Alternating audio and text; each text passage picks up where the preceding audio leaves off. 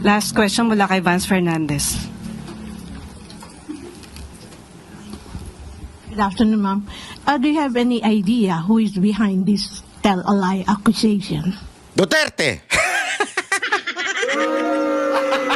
Gago! Duterte na naman na may kasalanan yan! May naiisip ba ako? Ewan ko sa'yo, para kang tanga sumagot. May naisip ba ako? Sagutin mo na lang. Mahirap magsalita, pero minsan kayo mismo mag-iisip, sino kaya ang nasa likod nito? Yung mga obstructionists? Destabilizers? Ayan yun. Yan na. Duterte na yun. Yan yung lagi niya sinasabi ng obstructionist si BP Sara Duterte. Ayaw lang niyang banggitin yung pangalan. Takot siguro. O lumiliit lang siguro talaga ang mundo ni Saldico dahil siya po ay siya po mismo ang naiipit sa mga aksyon na mismong siya ang gumawa. Thank you, Yusek Claire. Okay, go. Okay. Ma'am, last na lang po. May we have your reaction about the statement of VP Sara saying na paranoid na raw yung administration, especially now na madaming rally yung nangyayari, and yung pagkontra niya doon sa sinabi ng Pangulo about the status of our economy? Okay, unang-una po, paranoia. Ang paranoia, sabi po nila, ay direct cause ito ng emotional outburst, meltdown. Hindi po nagme-meltdown ang ating Pangulo. Nagkataon lang po, syempre po, kapag ka po may mga issue, may nababalitaan, may mga nagre-report na di umanong may gustong magpabaksak sa gobyerno, ano po ba ang dapat gawin ng gobyerno? Matulog? Manahimik? Mag-relax? Kailangan po itong mamonitor. Hindi naman po ibig sabihin na ito ay may katotohanan, but still, hindi po to dapat na tinutulugan. Patungkol po doon sa, again, Maricel, ano yung second? Sa economy, kinontra niya yung statement ni President. Sa ekonomiya. Tandaan po natin, inamin po natin na naaapektuhan ng economic growth. Bakit? Dahil sa marami pong naging kalamidad. At may issue din po patungkol dito sa korupsyon. At tandaan po natin, ang korupsyon na ito ay hindi lang sa panahon ngayon. Na yan na naman. Panahon pa po nung nakaraang administrasyon. Duterte na naman. Gago! Duterte na naman. Anak ka ng wedding talaga, oo. Hinahanap pa po ang 33.5 billion pesos na patungkol po sa flood control master plan sa Cebu or Metro Cebu. Isa po ito na dapat imbestigahan. Nakakakos din po ito sa ating ekonomiya. Maraming anomalya na dapat nating malaman, pati yung mga ghost projects na inamin naman ng dating Pangulong Duterte. So lahat ng kalat ng nakaraan, ngayon po natin nililinis. At malamang, isa ito sa nagiging... Alam mo, sa totoo lang itong babaeng to, sigurado ako kaya ito inilagay dyan. Para feeling ko lang yung talaga, ang description niya, i-troll mo ang mga Duterte. Awayin mo ang Duterte, lalong-lalo na si BP Sara Duterte. Yan ang trabaho mo. Hindi ka spokesperson, ang trabaho mo, basher ka. Kasi sa'yo kukuha ng mga topic yung mga tatanga-tangang loyalistang vlogger. Kasi alam mo, yung mga loyalistang vlogger, ang utak nun, honare, ang utak nun, negative 50. Ito, negative 10. So kahit papano, umangat ng konti, di ba? Gago! Pero hindi pa rin umabot sa zero. Ganun. Nilagay siya dyan para magkaroon ng pandibank. Yung mga vlogger na pinulot mo sa kanto. Dumadami na ngayon yung mga bayaran ng vlogger na pinulot mo sa kanto. Natangina pag pinakinggan mo. Wow. What the? Bakit walang matalino sa kanila? Wala kang normal eh. Yung nalang normal. Wala sa kanilang normal. Puro talaga. May sayad. Pakinggan pa natin itong isang reaction bago tayo kasi tawan-tawa ako dito. Grabe. As of now, walang probative value kasi hindi naman under oath eh. Yan. So ano yung mga, kung walang probative value, ano siya? Ano yung... Wala, narration. kwento. Hindi naman siya under oath eh. Pumunta siya rito, mag-take oath siya, at sabihin niya yung statement niya, then yun na may probative value.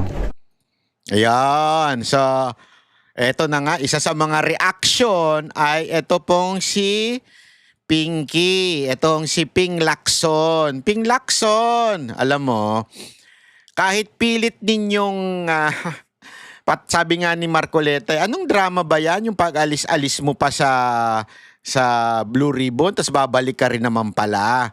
Oh, tapos 'di ba, meron pang balita na supposedly magzo-zoom etong si Zaldico, tapos biglang nawala. Ibig sabihin, biglang hindi na daw kasi bla bla bla. So naglabas na lang si Zaldico ng kanyang statement. Hindi, kasi ito kanina during the Senate, marami silang gustong pasabugin. Yun, lalo na doon kay Alcantara. Ang dami nilang gustong pasabugin. Kaya lang, sabog na sabog sa social media yung statement ni Zaldico. So, naging walang kwenta yung Blue Ribbon kanina.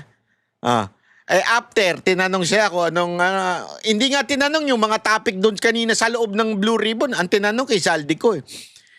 So, ito, pinipilit na naman nilang walang kwenta daw yung dahil hindi daw under oath, under ganyan-ganyan. Alam mo, step by step yan sa tingin ko. Sa tingin ko, pag kinasuhan ninyo si Zaldico, kasi based doon sa interview ng lawyer ni Zaldico, mukhang magkakaso rin sila. Kakasuhan din nila yung dapat kasuhan. Yun ang parang basa ko doon sa sinabi ng lawyer ni Zaldico. Nakita ko yun. Tapos, halatang halata na tila inililigtas mo etong bata mo. Si Romualdez. At saka, halatang pinoprotektahan. Kaya nga ako natawa eh. Bakit? Kasi may nakita akong post. May nakita akong post nito ni Cathy Binag. Naku po, patay tayo dyan, Cathy Binag. Lacson, stop na sa pagtanggol. Friend ka naman ni Zaldico, ginamit mo nga yung helicopter niya eh. Nagsalita na siya, tigilan na ang drama sa Senado. Eto pala, kaibigan mo, nagpakita siya ng video. Di ba? Wait Eto, yung helicopter ni Zaldico, pinakita yan. Tapos, ito, pati influencer, pinasakay dun sa helicopter. At ayan, yung helicopter na ginamit, parang para bagang ito parang, I think, campaign to kasi meron dito sa pangalan ni di ba? Parang during campaign to. So, ibig sabihin, dati ka palang friendship. Yeah. Ibig sabihin, may konektado ka pala kay Zaldico. Bakit hindi mo sabihin ngayon yung totoo? Dahil ba meron kang connection din kay Speaker Romualdez? Ako, nagtatanong lang ako Kasi, ewan ko, para tilang takot na takot ka.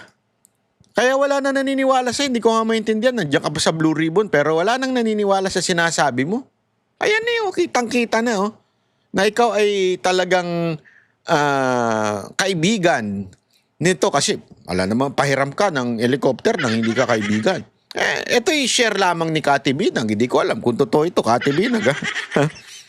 Pero dito mga kababayan, makikita ninyo na isang malaking kalokohan po yung sinasabing dahilan ng Malacanang about Zaldico, yung sa NEP. Bakit hindi inilagay sa NEP? Bakit kailangan ilagay pa sa insertion? Di ba? Ayun, kitang-kita nyo na dito. Ipinakita natin mga kababayan kung ano yun. At sinasabi na hindi daw nagpapanik ang Malacanang. Hindi nagpapanik pero grabe ho. Ito, pakita ko sa inyo. Kaya nga sa tingin ko mga kababayan, meron nagbabadyang martial law. Pinaplansya na ang seguridad sa gitna ng mga ikakasang protesta kontra katiwalian sa Linggo. Bukod sa libo-libong pulis, may mga itatalaga ring prosecutors sa iba't ibang lugar kung magkagulo. Nakatutok si Sandra Aguinaldo. Talagang may pananakot pa. May prosecutor para talagang kulong. Kulong talaga agad. ang mga manggugulo. Alam nyo, kung meron mang manggugulo, bantayan nyo yung rally ng mga makakaliwa. Eh, yung mga iglesia ni Cristo, nagpunta na ako dyan sa rally nila. Hindi naman magulo. Nagpipiknik pa nga. Ang babait nga ng mga... Hindi ko siya inaano ha. Totoo naman eh. Nagpunta kami yan, naalala ninyo? Wala akong sumisigaw dyan ng resign. Walang ganun dyan. Pag tinanong mo yung mga tao, ang gusto lang naman nila, yung time na yun, kapayapaan. Ang tinunang rally nila sa EDSA, pagka mga hindi kaliwa ang nagrarally, hindi nagkakagulo. Di ba kahit nga yung mga tatanga-tanga diyang mga, sino ba yun? May ganun. Si Hey Daria na sinabi niya yung mga nanggulo daw sa Mindiola nun, mga DDS. Pero eventually, nung nahuli ng mga pulis, sino ang mga nagpunta doon? Mga makakaliwa. Binail nila yung mga tao nila. At mismong pulis ang nagsabi, mga membro ito nung mga makakaliwa na nanggulo doon sa Mindiola. Hindi ho mga pinagbibintangan nila na Duterte supporter daw. Walang manggugulo. Pero bakit praning na praning kayo? Alam niyo kung bakit? Kasi galit na talaga tao. Higit 16,000 pulis ang ide-deploy ng pulisya para sa mga isasagawang rally na magsisimula sa linggo. Sa taya ng PNP, nasa 300,000 tao ang inaasahang magtitipon sa People Power Monument at EDSA Shrine para sa rally na inorganisa ng grupong United People's Initiative. 100,000 naman ang tinataya ng PNP sa Quirino Grandstand, kung saan magtitipon-tipon ang mga kaanib ng Iglesia ni Cristo. Ang DOJ magtatalaga ng mga prosecutor sa iba't ibang lugar, partikular sa Maynila at Quezon City,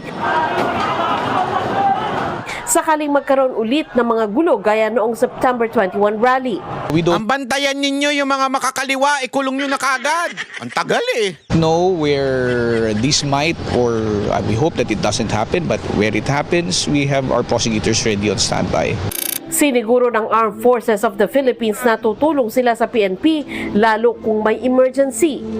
Si DILG Secretary John Vic Remulla, nagbabalang ang lahat na nagbabalak manggulo haharap sa batas. Sabay paalala sa mga magulang na paalalahanan ang mga anak na huwag sumama sa kung ano-anong grupo. 3 araw ang rally ng Iglesia ni Cristo simula sa Linggo hanggang sa Martes. Para raw kondinahin ang higanteng kasamaan kung saan sangkot ang mga opisyal ng gobyerno. Nanawagan din sila sa gobyerno na panagutin ang mga may sala at maibalik ang mga ninakaw na pondo ng pamahalaan. May mga grupo ring magmamarcha mula sa Plaza Salamanca papunta sa Quirino Grandstand para makiisa sa rally ng INC. Ang grupong United People's Initiative, pagpapanagot din sa mga sangkot sa katiwalian ang ipapanawagan. Yung po sigurong panawagan na mag-resign yung presidente hindi manggagaling sa UPI. Kaya namin gustong mag-rally. Gusto namin manatiling gising at hindi tumitigil ang ating pagnanasa na magkaroon ng pananagutan ang mga may sala. Ayon sa Manila Public Information Office, may mga isasarang kalsada sa Maynila sa paligid ng Luneta Park. Chino Roses Bridge, Diwasang Bonifacio, at Ayala Bridge. Pinapayuhan ng mga motorista na dumaan muna sa mga alternatibong ruta.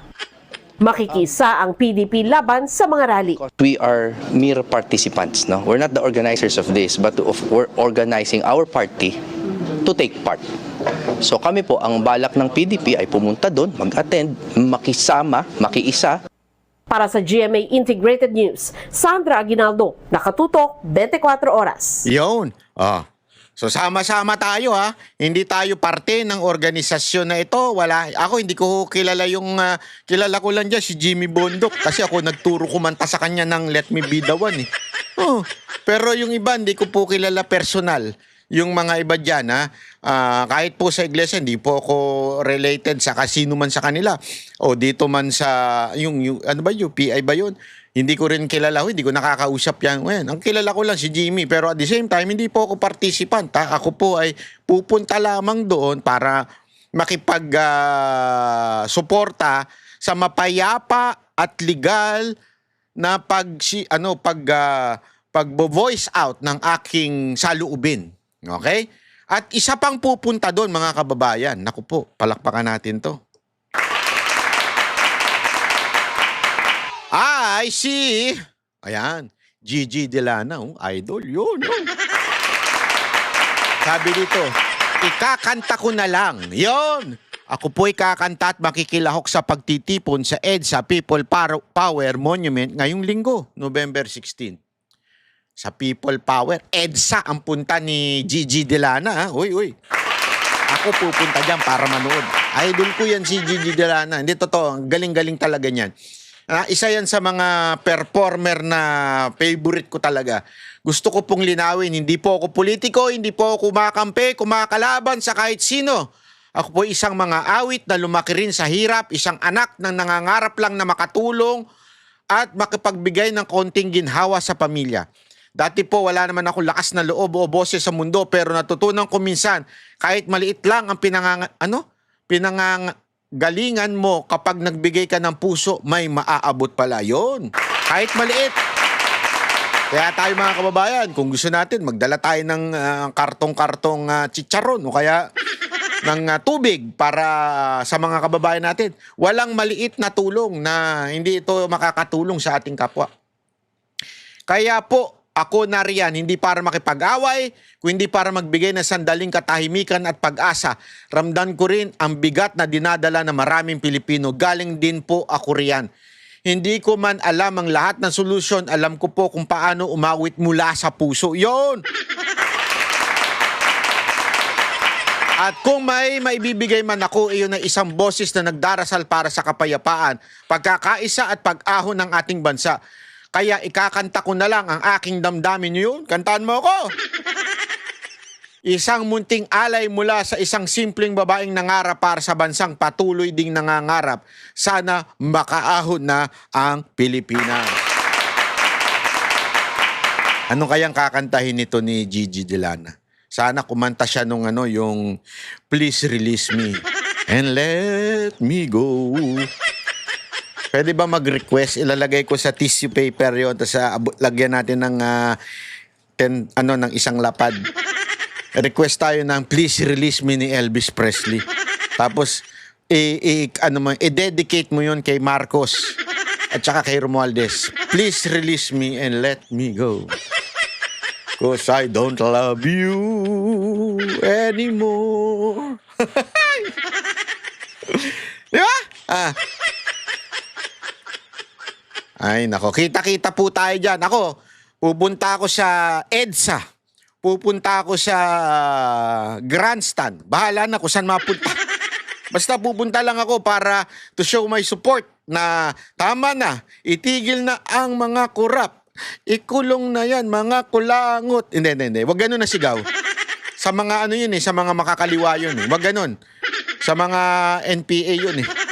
Doon tayo sa yung sa sigaw na talagang hustisya para sa ating bayan. Dapat na talagang makulong ang dapat makulong at ang mga magnanakaw ay dapat bumaba na sa pwesto. So yun ang ating akin po pala.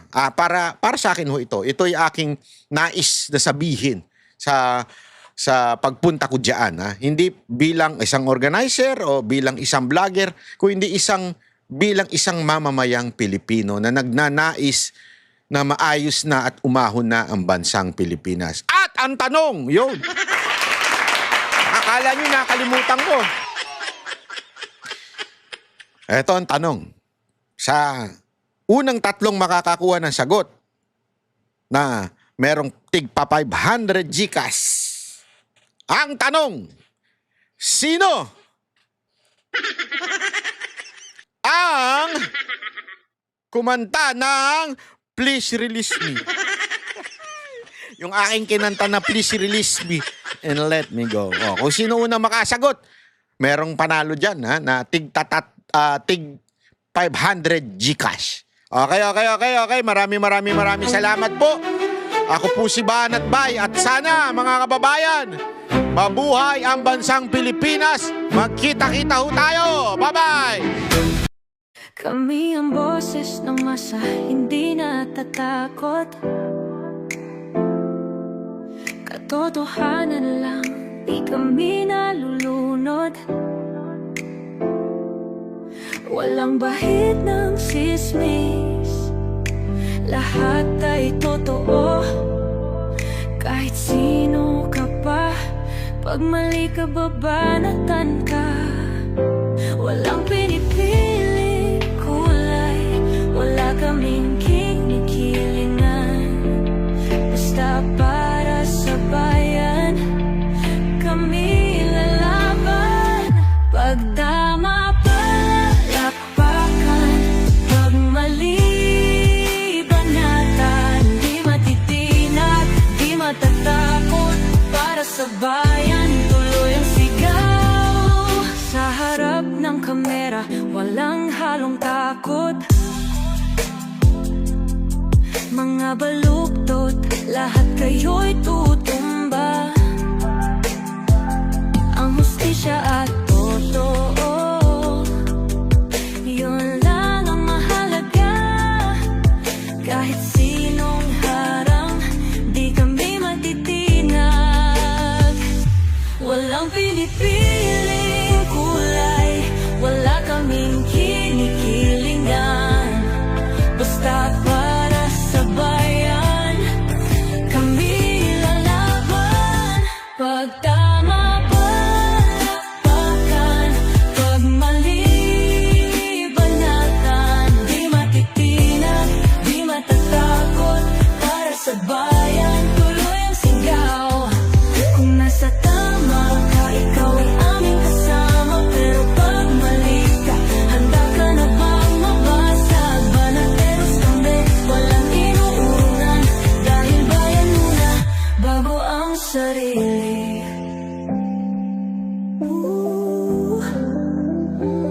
Bago ang sarili.